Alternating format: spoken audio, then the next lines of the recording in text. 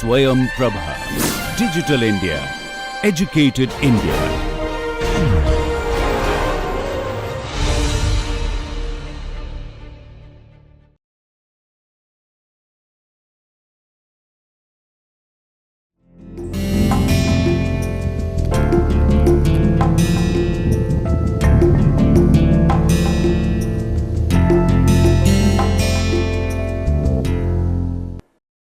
Hello students, my name is Dr. Ajay Kumar Singh, Assistant Professor Faculty of Law BHU.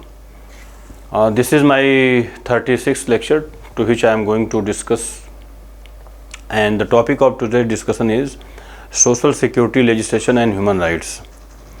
So in this lecture I would like to highlight certain social security legislations, how social security legislations are directly connected with human rights, and how social security legislation have been effective in protecting human rights of workers, how social security legislations have been effective in protection of rights of common man of the country.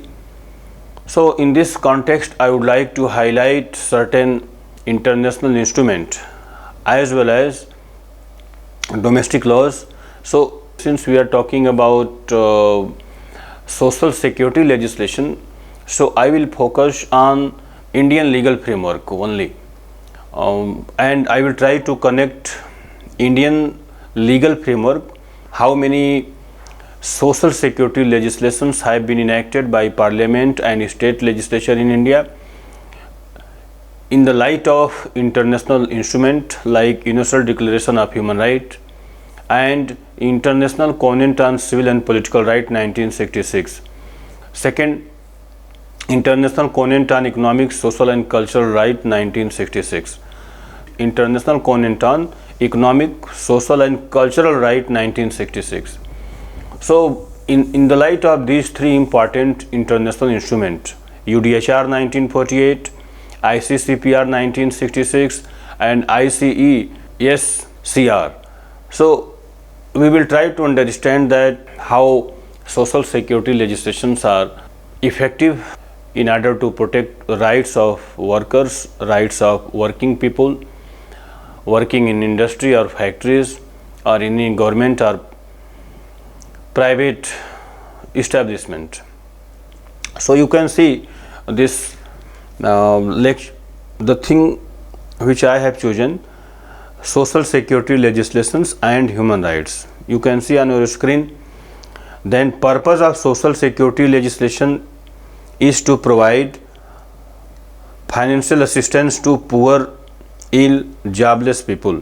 So this is the purpose of social security legislation, that is to provide financial assistance to poor, ill people, jobless people.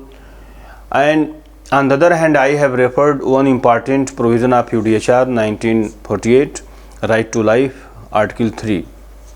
So Article 3 of UDHR talks about right to life. All human beings have right to life, right to live with human dignity, irrespective of caste, creed and religion. They have right, all human beings have right to live with human dignity. So in order to maintain the dignity of human being, it is necessary for member state to have a good scheme for the welfare, for the betterment of people of that country. So all the member states shall endeavor to make social security legislations for the betterment of people of that member states. India too is member of United Nations organization. India too is member of ICCPR and signatory member of these two international instruments. So Indian Parliament has also enacted several legislations in order to provide better facilities to people of this land.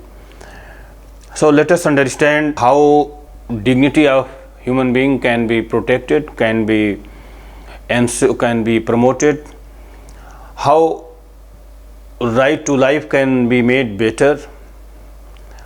I have referred to important right to fair wages and right to equal pay for equal work. You see, without ensuring this right to fair wages and right to equal pay for equal work, no country can have a good legal system without recognizing these certain rights, without ensuring fair wages to their workers, to their employees working in government as well as private sectors. Right to equal pay and for equal work, that is the mandate of the Constitution, and state shall not make any discrimination on the ground of race, caste, sex, religion. So every person is entitled to get equal pay for equal work as per his or her service. Right to get minimum wages, that is also a mandate of international covenant specifically mentioned in this. Now come to social security legislations. Then we will try to understand that how these social security legislations have been effective in protection of human rights. So first of all, I would like to discuss first social security legislation, that is Minimum Wages Act 1948.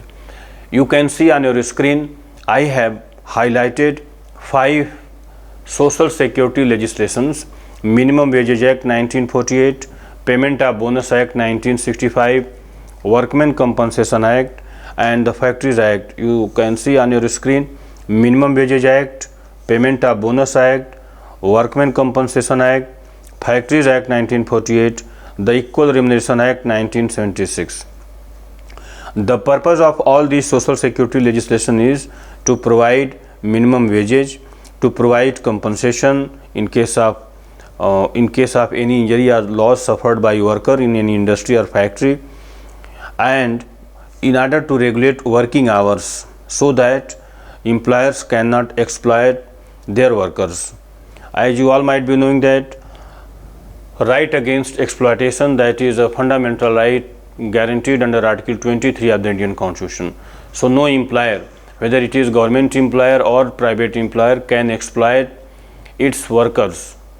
So this kind of protection is provided under Article 23 of the Indian Constitution. So you see, social security legislation in India, I have chosen 5 social security legislation.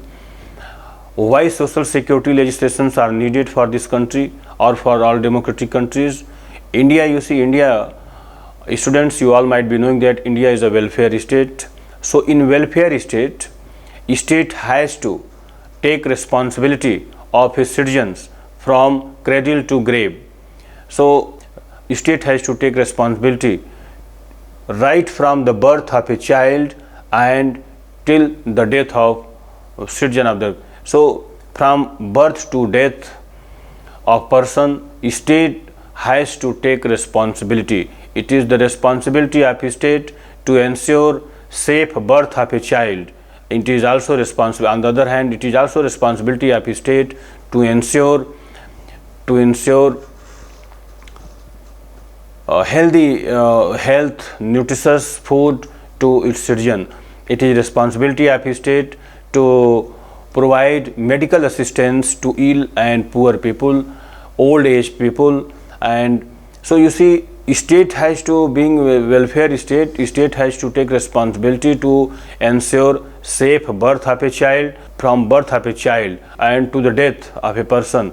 State has to take responsibility, state has to take care of his citizen. So I think in the light of this statement, we will try to understand that how many social security legislations have been enacted by the legislature in India. And though there are so many social security legislations, but considering the gravity of matter, considering the gravity of my topic, that is human right, social security legislations and human right, so I have chosen those social security legislations which are directly connected with human rights of the workers. First social security legislation is the Minimum Wages Act 1948. So you see, this act was enacted with a specific objective, and object is very clear. If you will go through the preamble of this act, it is specifically mentioned in the preamble of this act This act aims to provide minimum wages to the workers working in any establishment, industries or factory. So, preamble of this act is very clear. Minimum wages must be provided to the workers working in any establishment, because it is a constitutional mandate as per provision of Article 23 of the Indian Constitution. So each and every employer is under constitutional obligation to provide minimum wages, fair wages to its worker who are working in their factories, in their industry. Otherwise, it would be violation of Article 23 of the Indian Constitution, where workers are not being paid, where workers are forced to do work in an industry or factories against their desire, against their will. It would be a kind of beggar, it would be a kind of forced labor, which is prohibited by Article 23 of the Indian Constitution. Second important thing is Payment of Bonus Act 1965. This Payment of Bonus Act 1965 was enacted by Parliament in order to provide incentive to the workers who are working in an industry or factory. The purpose behind enacting this act was to provide bonus to the workers. Bonus is a kind of incentive, additional monetary benefits, additional financial assistance to the workers working in factory or industry, so that production of that industry or factory can be enhanced. If incentive is paid, bonus is paid to the workers by employer, then obviously workers will get motivated and they will give their 100% for that industry or factory. So it would be better for employer, as well as it would also be better for workers working in that factory or industry. If production would be enhanced, then employer of that industry or factory will get more profit, and when workers would be paid extra money for that, if they would be paid bonus or incentive for their extra work, then they, due to that motivation, workers will give their 100% to establishment, to that industry or factory. So it is better, providing bonus to the workers is beneficial for both employer as well as workers. So for that purpose, this Payment of Bonus Act 1965 was enacted. The third important legislation is the Workmen Compensation Act. Workmen Compensation Act was enacted with specific objective when workers working in factory or industry are suffering from any loss or injury. Injury is, he means any worker who has suffered any loss or injury due to while working in that factory or while working in factory or industry. It's responsibility of employer to provide medical facility, medical assistance to that worker who has lost his limbs, his organ, any vital part of his body. So it is responsibility of that employer where worker is working. If worker dies, then in that case it is the responsibility of that employer to provide financial assistance to the dependent of the deceased, so that the dependent of the deceased, so that the children and wife of the deceased can get financial assistance, and they can teach, means the deceased wife can teach, can provide better education to her children. So this is the purpose of Workmen Compensation Act. If worker has suffered any loss or injury, so that injury or loss must be compensated by the employer. Employer will have to provide financial assistance. Employer will have to bear all expenses of that worker, medical expenses of that worker who has lost, who has suffered any loss, or who has been injured at the time of working in that factory or industry. The fourth important legislation is Factories Act 1948. So Factories Act 1948, it talks about working hours of workers. that no worker shall be compelled to work in any factory more than 8 hours. This is general rule. If any worker who is engaged for extra work, for extra hours, then he must be paid by the employer for that extra work.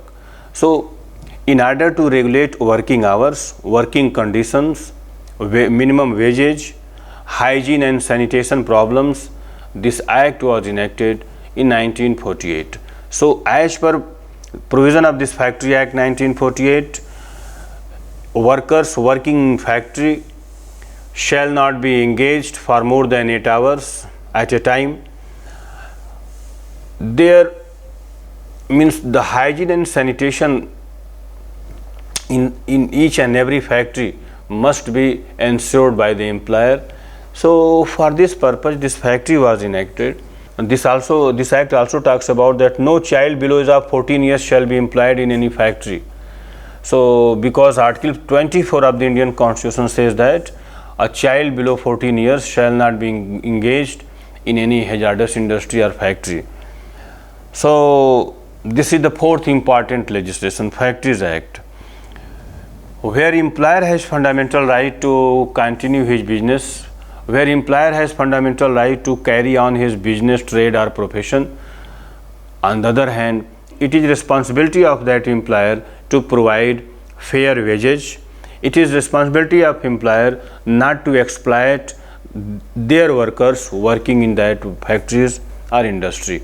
So it is beneficial for both. Constitution, being supreme law of the land, itself has guaranteed right against exploitation, and under Article 23 of the Indian Constitution. On the other hand, Article 24 imposes obligation, constitutional obligation upon all the employers not to engage any child in any industry or factory which is of hazardous nature. So you, in the light of this constitutional provision, you will have to understand that Article 19(1)(g) talks about right to freedom of trade and business. Every citizen of this country has right to continue his business or trade profession of his choice, but on the other hand, that employer who has established any business, industry, factory is under constitutional obligation as per Article 23 and 24 not to exploit their workers working in factories or industry, or constitutional obligation not to engage any child who is below 14 years. So considering the age of child, considering the future of that child, it is prohibited by Article 24 of the Indian Constitution that no employer shall engage any child in any factory or industry. So this is the fourth important act, and fifth is the Equal Remuneration Act 1976. As you all might be knowing that equal pay for equal work is constitutional mandate, though this right is not right to equal pay for equal work is expressly mentioned in Part 3rd of the Indian Constitution, but Supreme Court got an opportunity to recognize this right in the Part 3rd of the Indian Constitution in Randhir Singh case, Randhir Singh versus Union of India. You might be knowing that in Randhir Singh versus Union of India, Supreme Court for the first time held that right to equal pay for equal work is a constitutional mandate. So it is the duty of every employer to pay equal pay for equal work. So Parliament in the year of 1976 enacted a special legislation, and the name of that legislation is the Equal Remuneration Act 1976. By enacting this special legislation, Parliament has imposed a statutory obligation upon each and every industrialist employer to pay equal pay for equal work. Neither employer nor an individual shall make any discrimination on the ground of race, caste, sex, religion. so far as wages is concerned. So every person is entitled to get equal pay for equal work. This act is a big achievement for Indian democracy. Now come to another aspect of social security legislation, from where these social security legislations derives its authority. As I said, right against exploitation, Article 23. I have chosen this article and I have elaborated this provision. You can see on your screen that no person shall be compelled to work against his will without remuneration. It would be a beggar. So Minimum Wages Act 1948 was enacted in order to respect this constitutional provision, right to equal pay for equal work, as I have already highlighted. So this is the constitutional mandate that no person shall be compelled to do any work against his will. It would be considered as compelled forced labor, and forced labor is prohibited by Article 23 of the Indian Constitution. No person shall be compelled to work without payment, without remuneration, against his will. It would be beggar.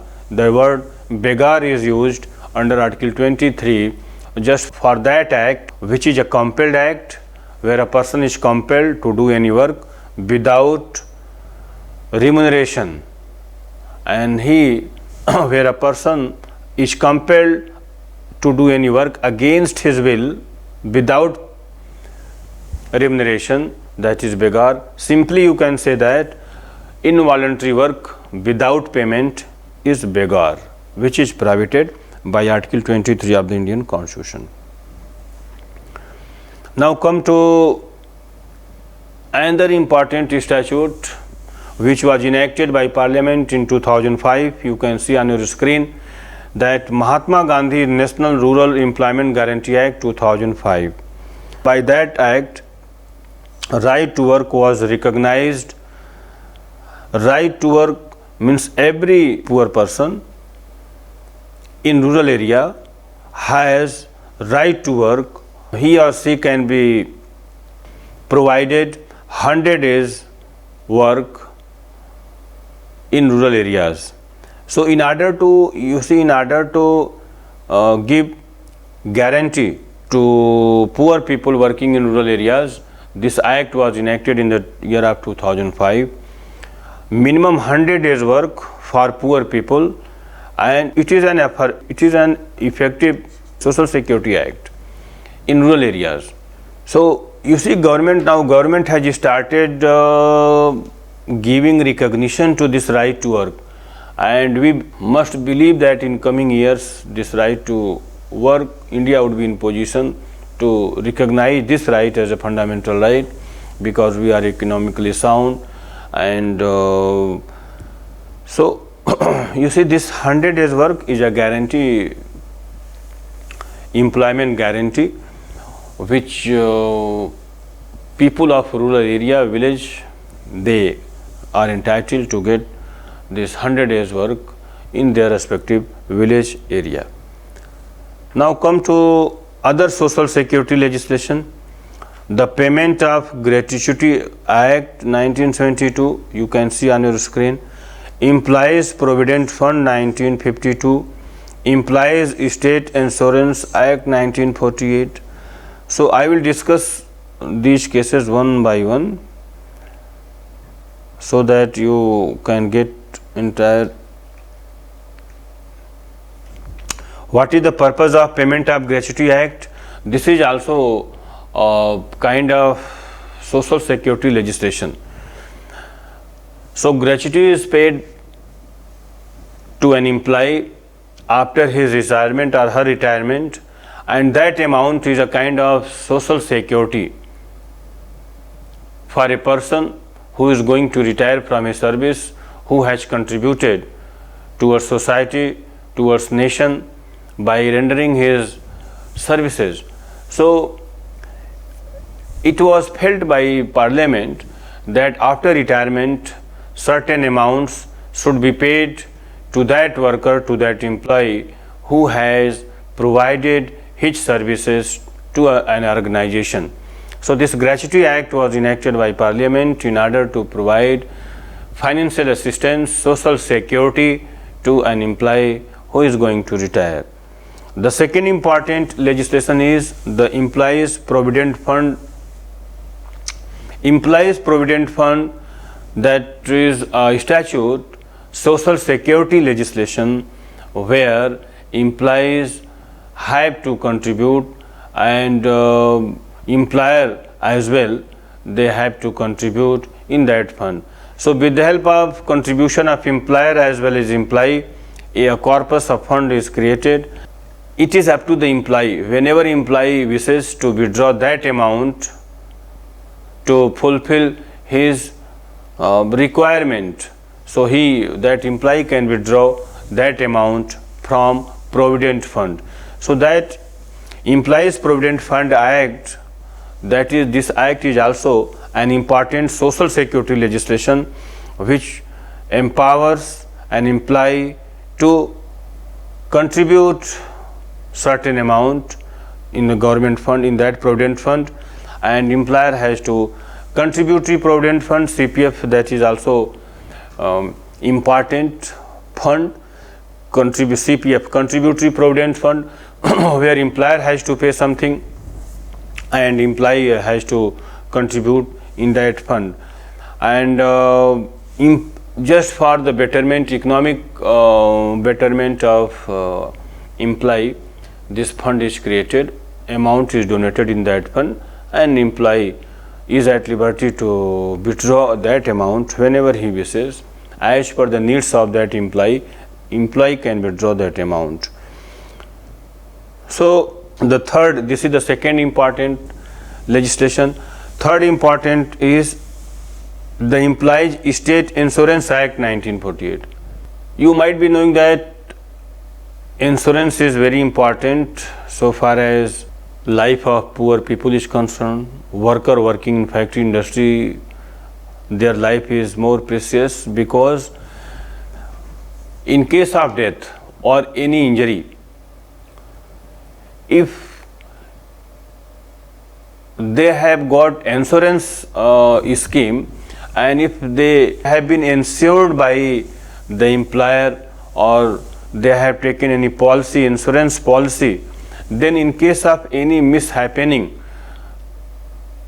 either employee or in case of death of that employee, dependent of that employee, wife or children are entitled to get that amount, which would be very beneficial to improve the financial condition of that family, that dependents of the deceased. So insurance, employee insurance scheme is very popular, and I think each and every establishment, whether it is private or government establishment, will have to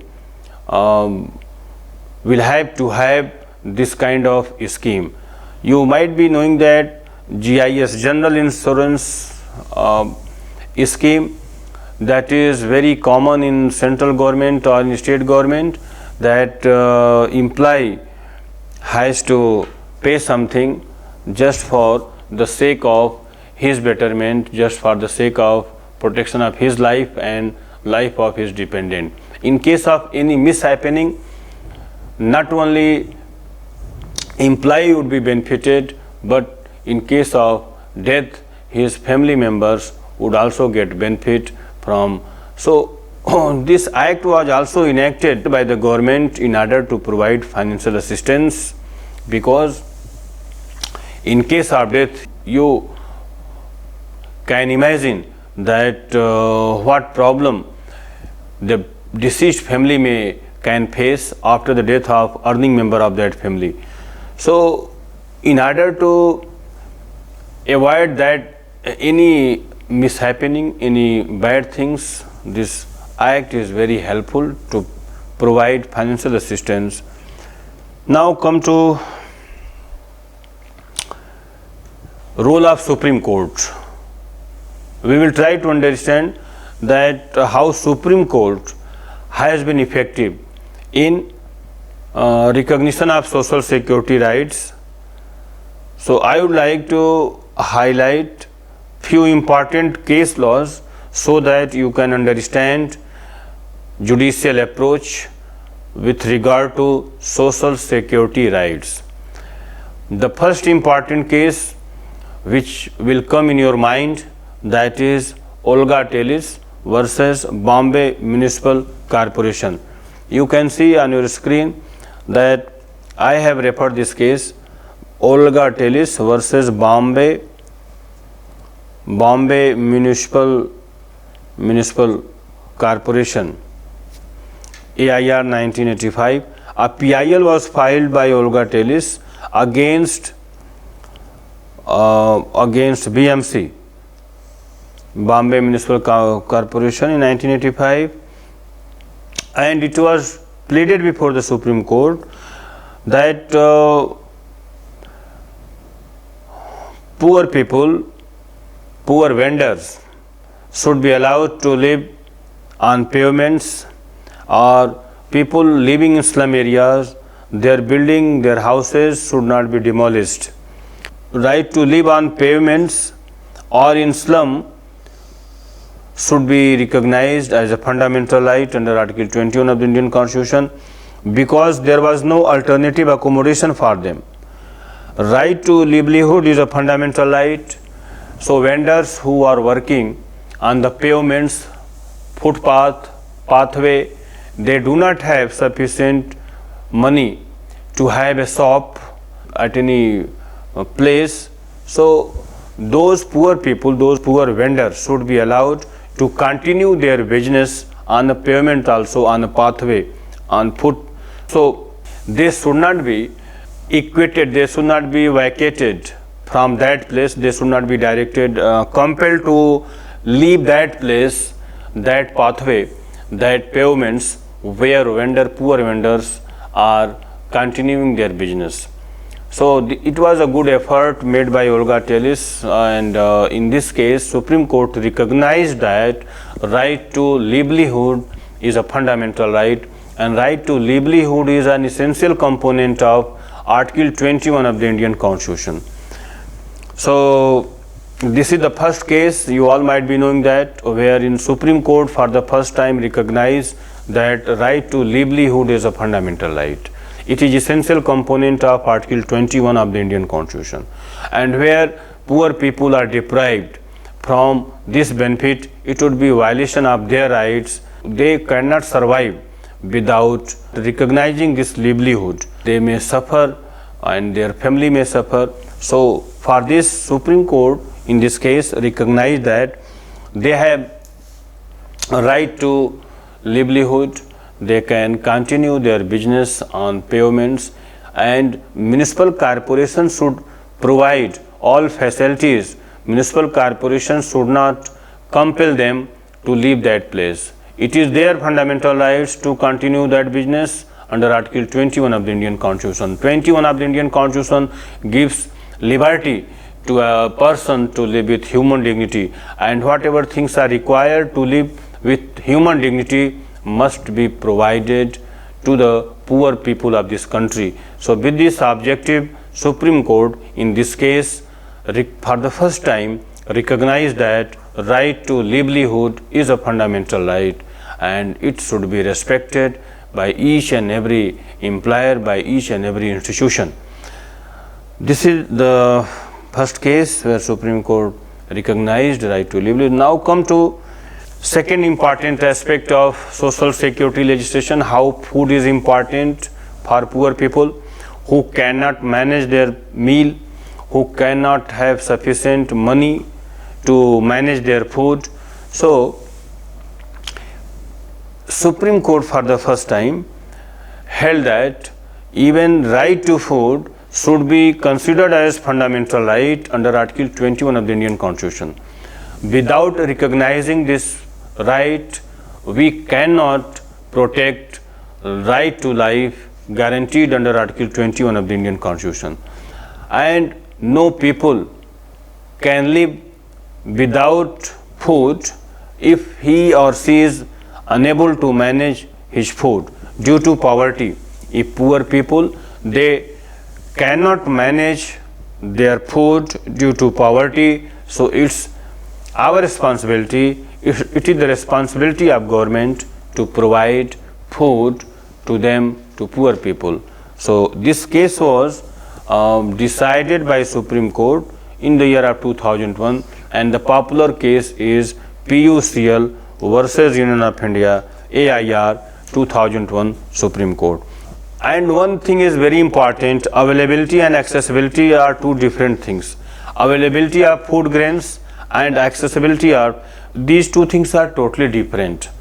FCI, Food Corporation of India, may have sufficient stock, may have sufficient food grains. This is the availability of food grains, but accessibility is something different. Poor people, they don't have access to that surplus food. So Supreme Court said that availability and accessibility both are. It is quite possible that we have surplus food grains, but in spite of that, poor people are dying due to hunger. So we are unable to provide that food grains, the food, proper food, sufficient surplus food which we are having in Food Corporation of India. So it is duty of government to provide that surplus food to the poor of people. Otherwise, this availability of surplus food would be meaningless for those poor people who are dying due to starvation, due to hunger. So in order to ensure hunger-free society in India, Supreme Court for the first time gave direction to all the Chief Secretary of States and Union Territories that each and every Chief Secretary of State should ensure that surplus food which FCI, Food Corporation of India, is having must be distributed equitably, so that poor people can get equitable justice, so that poor people can get equal amount, equal quantity of food grains from the government. This is a very leading case which I have just discussed. In the light of that judicial pronouncement, I will say that Parliament enacted Food Security, National Food Security Act. You can see on your screen, I have just written National Food Security Act 2013. That act is the outcome of the judicial pronouncement. Second important thing is Antyodaya Anna Yojana, PDS. You might be aware about Antyodaya Anna Yojana. Central government as well as state government both are running so many welfare schemes. For what? To provide proper food, adequate food, free of cost to the poor people. Antyodaya Anna Yojana is one important scheme, welfare scheme for the betterment of poor people. So this is another important right which you all need to remember. Now come to this third one, right to shelter. You might have seen that central government as well as state governments have prepared so many welfare schemes for providing housing benefits to the poor people.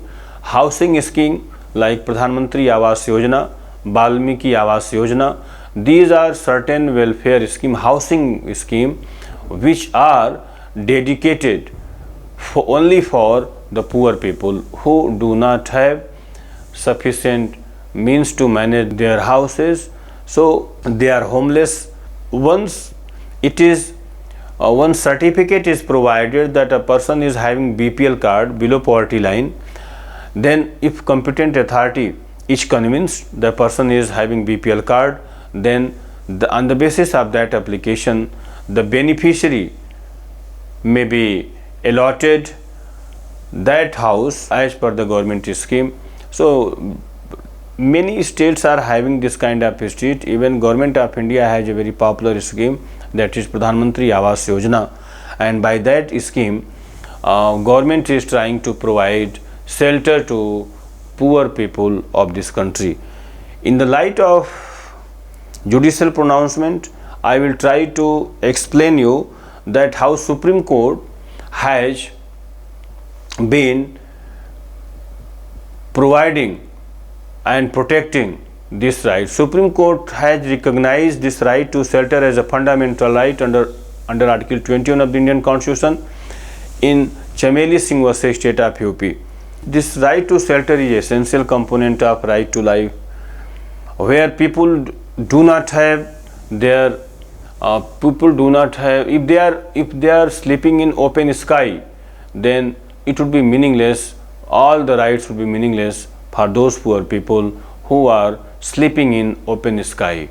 So then it was thought by the Parliament that a special act must be enacted, law must be enacted, so that poor people can be provided better shelter, better food, better employment.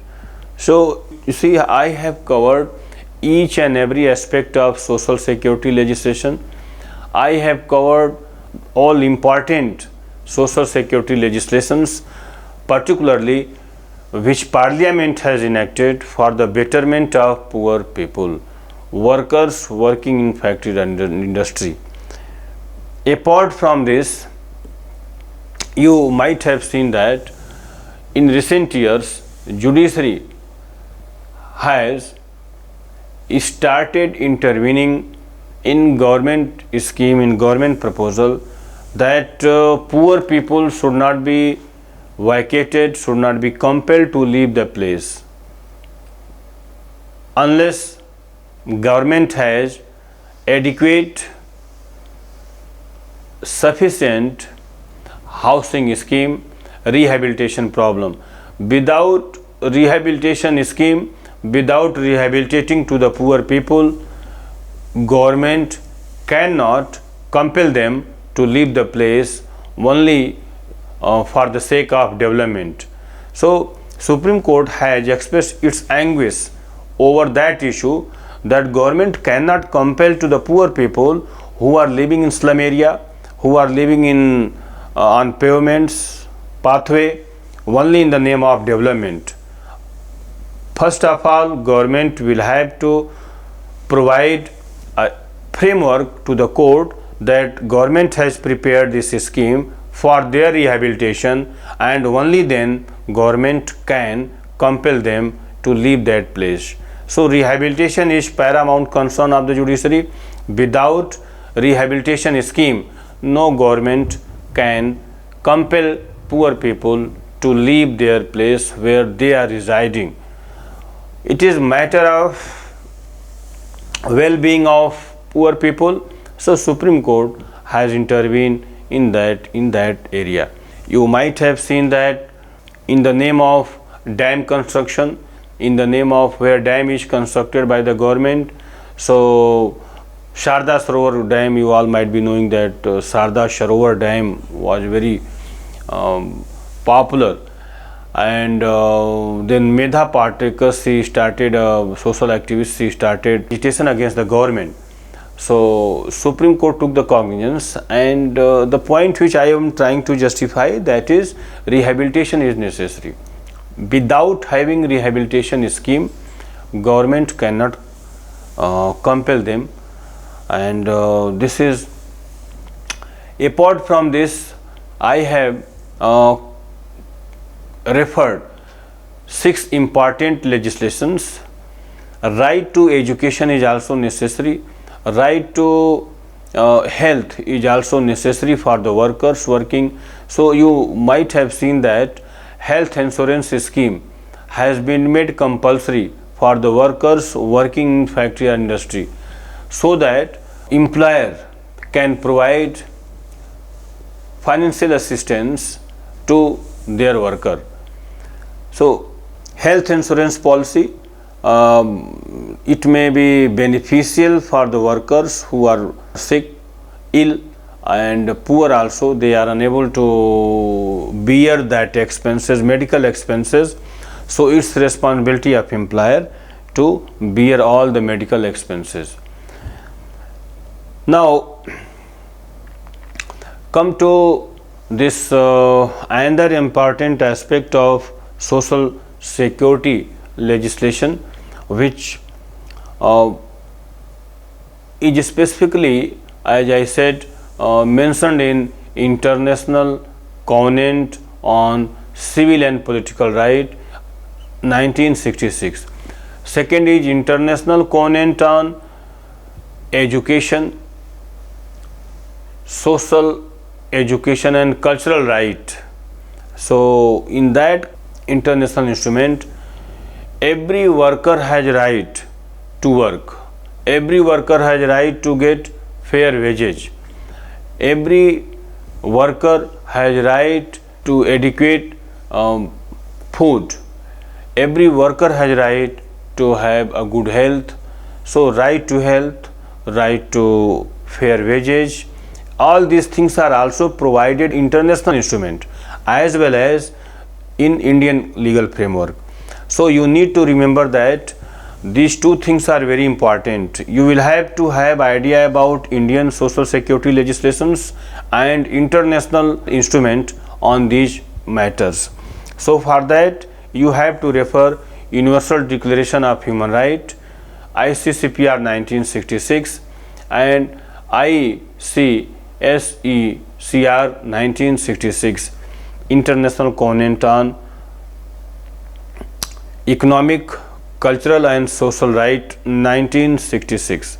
Even these rights are specifically mentioned in these international instruments. So I think that you all have understood the things which I have discussed in this social security legislation, how social security legislations are important for the protection of human rights of the workers. As I said, all the workers are entitled to get safe atmosphere, and safety measures must be adopted by all the employers, whether employers are government or private. All the employers shall have make such a scheme, a framework where workers can get safety, workers can get safe atmosphere, particularly where women workers are working in any factory or industry. It's responsibility of employer to provide safety to women workers working in factory or industry. So working hours for women are also taken into account under this act, Factories Act 1948. So they cannot be, generally women should not be engaged in night, so they should be engaged in few establishment. So there are certain establishments where, and it's responsibility of employer to ensure all safety measures in industry or in factory, so that minimum casualty, so that minimum mishappening may occur in any industry or factory. So it is the responsibility of employer to have a good machine, to good technology. Technology must be updated, must be renovated. By many times it is seen that due to old machine or due to old technology, any mishappening happens, and Bhopal gas tragedy is best example of this. Bhopal gas tragedy happened only due to negligence of the employer. So that Bhopal gas tragedy exposed the state of affairs of private enterprises. Since then, government has been very cautious with regard to safety measures. No government, either central government or state government, will give non-objection certificate, no objection certificate, NOC, to any employer to establish any business or to establish any factory or industry unless that employer fulfills the basic requirement of the government.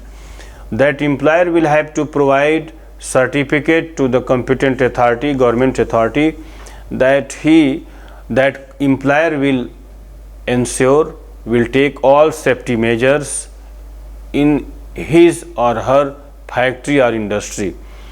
Without giving assurance to competent authority, NOC cannot be granted to an employer.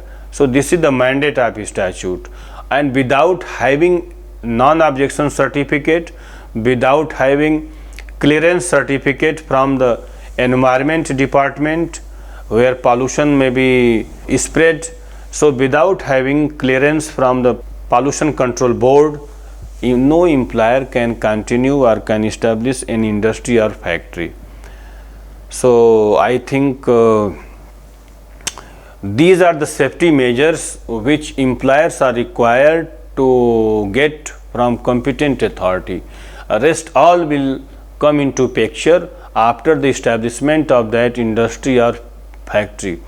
So you see, this government has taken all safety measures so that minimum casualties, minimum mishappenings may occur in any industry or factory. So that is why you might have seen that every employer has to get NOC from the government, every employer has to get certificate from the pollution control board, every employer has to get certificate from the land acquisition authority that land is approved, this land is not residential, is not for the residential purposes, and that authority will have to give a certificate to that employer, this industry or factory cannot be established in residential area. So these are the formalities which must be which are to be followed by the employer before start of any business, before establishment of any industry or factory. So you see, if these safety measures are adopted by employer, then obviously the violation of human right cases would be very minimal. How? If employer has taken all these safety measures at the time of establishing his industry or factory, he has taken certificate from pollution control board, obviously pollution, air pollution in that area would be very minimum, and people, local resident of that area will not suffer any particular disease or will not have any particular disease due to that air pollution. So these are certain requirements which employer have to obtain from the competent authority. After having these certificates, they can continue their business. So I think that I have covered each and every aspect of human rights, which in the light of social security legislation I have discussed 7 important social security act legislation, so that you can understand that how parliament has played important significant role in protection of workers, in protection of human rights of workers, and how Indian Parliament has enacted social security legislations for the betterment of workers. For that purpose, I have referred Minimum Wages Act, Payment of Bonus Act, Gratuity Act, Employees Insurance Act, Provident Fund Act, and Social and Food Security Act, Right to Shelter, Right to Food, Right to Medical Aid. I have discussed the judicial view, judicial approach on these important rights. So I think that you all have understood the things which I have discussed in this lecture. I have also highlighted international instruments like UDHR, ICCPR, just to explain you, just to give you entire information regarding social security law. So I do believe that you all have understood the things, and with this I would like to conclude this lecture. Thank you all.